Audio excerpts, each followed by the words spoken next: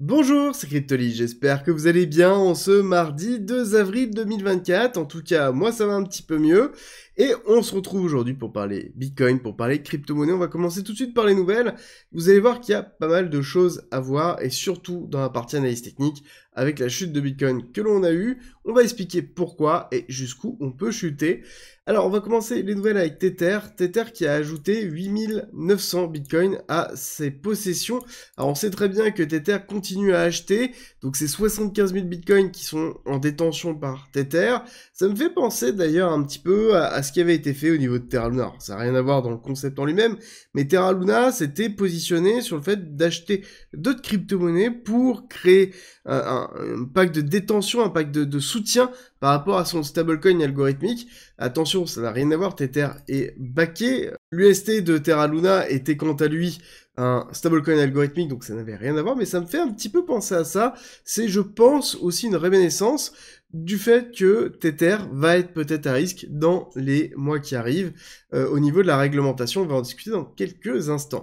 Ça fait aussi écho au fait que Tether continue à investir dans les mineurs un peu partout dans le monde, mineurs de Bitcoin bien évidemment, et ambitionne de devenir le plus important mineur du monde. Voilà, c'est pour vous montrer qu'il est quand même dans une forme de shift où Tether, qui était juste une société qui tout simplement produisait des USDT, donc c'est-à-dire un stablecoin adossé au dollar, et s'est transformé en une société excessivement rentable, 6 milliards de dollars de bénéfices en 2023, à un moment donné, il faut bien injecter, utiliser ces bénéfices pour faire fructifier, et c'est exactement ce qu'ils sont en train de faire en injectant dans du Bitcoin, en injectant ici dans le minage de Bitcoin.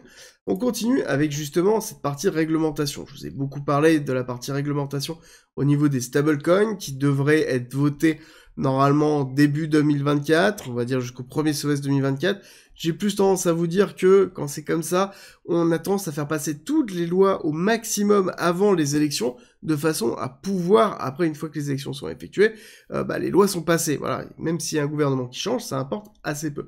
Donc c'est un petit peu ce qui essaie d'être effectué sur la réglementation autour des stablecoins, mais on parle assez peu de l'anti-CBDC Bill, qui est globalement la loi qui n'est pas anti-stablecoin, mais qui est anti-CBDC. D'accord? CBDC pour les monnaies de banque centrale, comme par exemple la Fed. Donc là, on a ici une loi qui peut être anti-CBDC, et cette loi anti-CBDC fait beaucoup réfléchir sur la notion de stablecoin. Et justement, les personnes qui sont potentiellement anti-stablecoin sont aussi anti-CBDC, voire même l'inverse, ceux qui sont pro-CBDC, qui étaient anti-stablecoin, se posent des questions sur potentiellement les stablecoins. Donc on a un véritable shift qui est en train d'être effectué, ça va être intéressant de voir est-ce que oui ou non la mise en place de cette loi sur les stablecoins va être si facile que ça, et je pense qu'on va avoir une réponse dans les semaines, dans les différentes discussions qu'il y aura. On avance avec toujours cette notion d'inflow et d'outflow, ça veut dire les rentrées monétaires et les sorties monétaires au niveau du monde crypto. Ça détermine beaucoup de choses, et on se base beaucoup actuellement sur les ETF spot Bitcoin, qui sont les outils les plus utilisés par les institutionnels actuellement pour injecter de la liquidité au niveau des cryptos en général. C'est vrai qu'après avoir une semaine qui était très compliquée à partir du 18 mars jusqu'au 22 mars, dans lequel on avait eu quand même beaucoup de sommes négatives à cause principalement des ventes de Grayscale Capital, dans lequel on s'est retrouvé pour une première fois dans une forme d'outflow. Et c'est vrai que cette semaine qui n'a comporté que 4 jours, étant que vendredi était férié aux USA, on est reparti dans quelque chose qui était plutôt positif, avec 900 millions qui ont été injectés dans le marché crypto à travers cet ETF-là. Ce qui est intéressant de voir, c'est quand on regarde un petit peu l'évolution des différents ETF, et quand on regarde la journée d'hier, on a eu très peu de données pour l'instant, c'est en cours de consolidation, mais on voit qu'on a eu une sortie de 2200 Bitcoin. Donc ça veut dire une journée qui était en négatif, qui fait un peu écho à la semaine justement, où on était en full négatif. Donc ça va être intéressant de voir, est-ce qu'on va reprendre ou pas? Est-ce qu'on va avoir des achats effectués au niveau de BlackRock et de Fidelity qui vont compenser les sorties de Grayscale? Parce que c'est toujours Grayscale qui est en train de diminuer, ce qui est en même temps normal. Quand on regarde GBTC, on voit qu'on a 329 000 Bitcoin, alors que là, qui n'est pas encore mise à jour, on voit qu'on est à, tac, je vais retrouver, 335 000. Donc on a bien ici une baisse, encore une fois, de GBTC. C'est plutôt logique, étant que les personnes qui sont bloquées dans Grayscale Capital souhaitent sortir, et pour sortir, ils vendent leur part, et en vendant leur part, forcément, les bitcoins sont vendus. D'où la pression baissière que l'on a déjà depuis un certain temps. On est passé de 600 000 bitcoins sur GBTC à, enfin un petit peu plus de 600 000 à 329. Donc on continue à diminuer, c'est positif, mais encore une fois, il va falloir être capable d'accepter le fait que, tout simplement, on se retrouve dans une pression baissière qui est forte pour l'instant, tant que GBTC n'a pas terminé. Et certainement aussi une diminution de la pression haussière, parce qu'on est dans une forme d'instabilité, au niveau de la crypto, les institutionnels attendent le halving, sans forcément savoir exactement pourquoi, mais en tout cas, les périodes avant halving et légèrement post-halving sont toujours plus calmes, et c'est un petit peu ce qu'on est en train de trouver là. La deuxième instabilité, elle est clairement côté marché. Est-ce que les markets, et notamment le stock market, va décoller, donc c'est-à-dire les actions vont décoller, ou est-ce que ça va s'enfoncer? On est déjà depuis un certain temps dans une forme de surchauffe qui représente, en tout cas c'est ce que l'on entend sur toutes les bouches, c'est cette notion de surchauffe, mais c'est ce qui représente, ce qui est représenté par une forme d'incertitude du marché. Le marché ne sait pas par où ça va aller. En tout cas, ce qui est sûr, c'est que on est sûr et certain que les USA sont trop endettés et que là actuellement, on a encore une fois une alarme qui est en train d'être effectuée.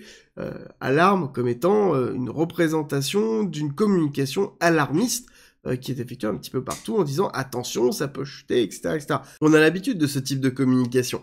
Et oui, quand on regarde un petit peu ce qui se fait habituellement, quand on commence à être sur des phases d'expansion, on va avoir une communication qui va être alarmiste pour pouvoir faire redescendre un petit peu les marchés, ce qui est plutôt classique. Pour moi, on prend encore une fois du recul. On va le voir dans quelques instants. Dans les éléments importants d'aujourd'hui, on va avoir le rapport Jolt à 16h, sinon il faudra attendre demain dans les gros événements macro. Rapport Jolt qui peut avoir un impact ici sur le Nasdaq principalement et sur le SP500, mais on voit qu'on a un Nasdaq qui est relativement solide malgré justement toute la communication qu'on nous fait sur tous les réseaux actuellement. On a un Nasdaq qui est solide et qui, je pense, est en phase de consolidation pour potentiellement faire une réaccumulation si jamais on n'a pas de problématique en mai au niveau du pivot de la Fed.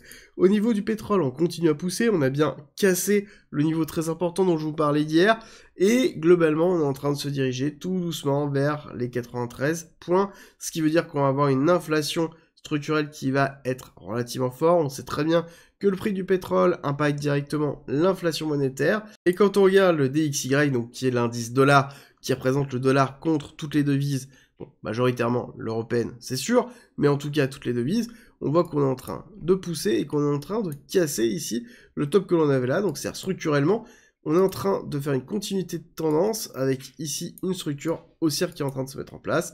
Quand on regarde le Fibonacci, ça nous amène sur une target qui va être ici 106, 107, voire potentiellement 109, ça voudrait dire qu'on serait dans le haut du range, et si jamais on casse le haut du range, ça veut dire qu'on repart retester quelque chose de beaucoup plus gros.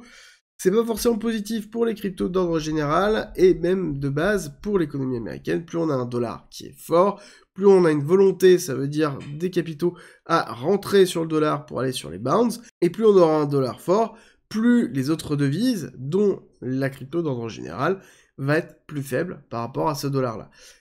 Et si vous vous posez des questions sur où on se trouve dans le cycle, comment ça se fait qu'on retrace, comment gérer ses achats, comment gérer ses ventes, comment gérer la partie psychologique, pourquoi je ressens ça, vous avez un guide qui est 100% gratuit, qui est en commentaire en description si ça vous intéresse. Et si vous voulez me soutenir, c'est très simple, likez, partagez cette vidéo et abonnez-vous, et on continue. Quand on regarde ce qui se passe clairement dans BTC, bon bah oui, nous avons un retracement, on va en discuter dans quelques instants, mais on n'oublie pas que nous sommes dans une phase haussière, nous sommes toujours ici dans cette zone-là, d'accord? C'est un peu l'équivalent. Alors oui, on se positionne ici avant le halving, mais techniquement, on est ici. On est dans l'après-ATH, on est dans l'après, j'ai pris le top, et donc maintenant je respire. C'est un petit peu ce que l'on voit là dans cette petite mèche que l'on voit ici, cette mèche qui est forcément faite à un moment donné par un retracement qu'on est en train de vivre. Petit parallélisme d'ailleurs qui a été proposé par Glassnode sur Twitter, très intéressant, dans lequel ils ont décidé de prendre chacun des cycles et de les ramener au moment de leur ATH. Ça veut dire au moment de l'ATH du cycle précédent. La courbe noire, par exemple, représente notre cycle actuel, et on voit que le point de départ, c'est l'ATH d'avril 2021, donc qui a été le premier ATH qui a été effectué. Et ce qui est intéressant de voir, c'est qu'on a deuxième ATH, et on retrace, on a bien toute la phase de bear market, où les cycles de 2018-2021 et de 2013-2017 se calent à peu près identiques, et on voit qu'on a ici une très belle accélération qui est un peu identique à ce qu'on a connu en 2018-2021. Et donc on est encore dans cette phase ici qui pourrait être identique au cycle précédent par rapport à l'accélération qu'on est en train de vivre. Et c'est intéressant de voir que quand on cale le cycle autrement, donc c'est-à-dire sur les ATH, on a encore une forme de fractalité qui n'est plus liée cette fois-ci au halving, mais qui est liée principalement au plus haut qui a été effectué au niveau du marché. Et je pense que si on fait la même chose sur le plus bas, on aura aussi une forme de fractalité qui sera peut-être différente. Donc on a bien une forme de cyclicité, même si encore une fois ce cycle est différent, il va avoir des particularités. On a quand même un élément fédérateur qui est le halving, et le halving restera toujours un élément très fort, en tout cas pour encore 3, 4, 5, 6 cycles. Ensuite, on va aller regarder ce qui se passe clairement au niveau du BTC. Oui, nous avons eu un retracement. Oui, on est en train de toucher 66 000. Quelque chose qu'on avait un petit peu anticipé. Deux choses. Premier niveau qu'on avait donné 68 000. On voit qu'on a une très belle réaction. Hein. La mèche ici, le prouve, on ira le voir tout à l'heure. Mais donc, très belle réaction. Et ensuite, on a cassé. Et on voit qu'on est en train de travailler ici la deuxième zone qu'on avait donnée, 66 000.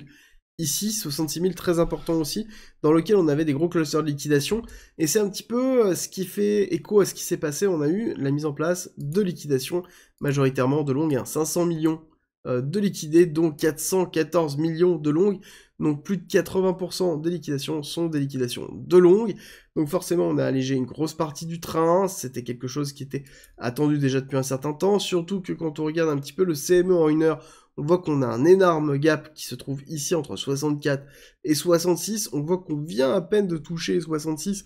Ici, c'est order block. Hein. On voit qu'on est en train de travailler l'order block, mais on a encore de la marge pour aller chercher un petit peu plus bas, aller chercher 64 000 que l'on pourrait chercher ici dans cette partie-là.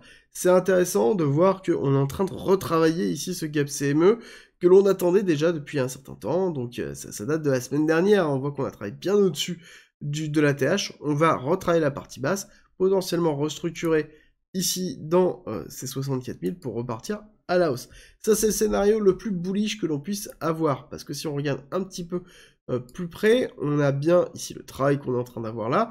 La fin du gap CME se trouve, hop, ici on va le tirer là dans cette partie-là, qui est aussi une zone de résistance très très importante, donc qui est devenue support. Donc on pourrait en effet avoir une très belle réaction ici pour aller chercher un petit retest dans cette zone-là, pour ensuite s'enfoncer ici, pour ensuite structurer à la hausse. Ça, c'est excessivement positif si on arrive à faire ça, surtout qu'on a un open interest qui est en train de monter, même si on a eu ici une petite liquidation, on voit que somme toute l'open interest est relativement solide, donc ça veut dire que le cours arrive à se maintenir, et c'est quelque chose qui est validé aussi en order flow, dans lequel on voit bien la liquidation qui a eu lieu, on voit bien la baisse des top traders, donc une partie qui se sont fait liquider, et on a ici le fonds direct qui s'est enfoncé, donc ça veut dire que ça y est, on est en train de se calmer un petit peu, et justement hier je vous disais que le fonds direct était très élevé, et que généralement c'était signe d'avoir un retour de volatilité, et c'est justement ce que l'on a eu aujourd'hui. Si on prend un petit peu de recul, juste par rapport à ça, hop, on va se reculer. On rappelle qu'on a une zone de liquidité qui est en attente au niveau des 58 000 dans la partie basse, et une zone très très forte dans les 74 000, hein, beaucoup de liquidité dans les 72-74 qui sont en attente, on voit bien la liquidité qui a été récupérée là, et toute cette partie-là, ce sont les shorters très agressifs qui appuient clairement sur le cours, et actuellement, c'est eux qui font pencher la balance, étant donné qu'on a très peu d'inflow au niveau des différents ETF, donc on a cette forme de consolidation qu'on est en train de voir et qu'on est en train de subir. Au niveau des liquidités et des liquidations, ce qui est intéressant de voir, c'est que nous avons eu aussi Ethereum qui a poussé très fort à la baisse, hein, dans lequel on a eu quand même une très belle bougie qui a fait très mal et qui a liquidé une grosse partie des longs qui étaient ici en attente dans les 3400, en dessous des 3400, et on voit qu'on a un tout petit peu jusqu'aux 3200, mais pareil, hein, on voit aussi un énorme bloc de liquidité 3600, ça veut dire qu'on a vraiment des shorters très agressifs qui sont bien présents sur le marché et qui reprennent le dessus, mais qui est en même temps normal. Je rappelle qu'on a un arrêt des rentrées de liquidité sur le marché, ce qui est plutôt classique, et nous sommes en préparation du halving, et donc ce sont toujours des périodes qui sont plus calmes, jusqu'à la mise en place du halving, jusqu'au post-halving, donc c'est-à-dire quelques semaines après le halving, ce sont généralement des périodes de ranging ou de retracement, et il faut maintenant en fait structurer tout simplement sa politique, se dire ok, ben, où est-ce que je vais recharger? Ça fait plusieurs fois que je vous explique ça, donc il faut impérativement prendre du recul et mettre en place sa stratégie. J'espère que cette vidéo vous a plu. Si c'est le cas, n'oubliez pas de me laisser un like, un commentaire, à vous abonner si c'est pas déjà fait. Et nous, on se retrouve très vite pour une nouvelle vidéo.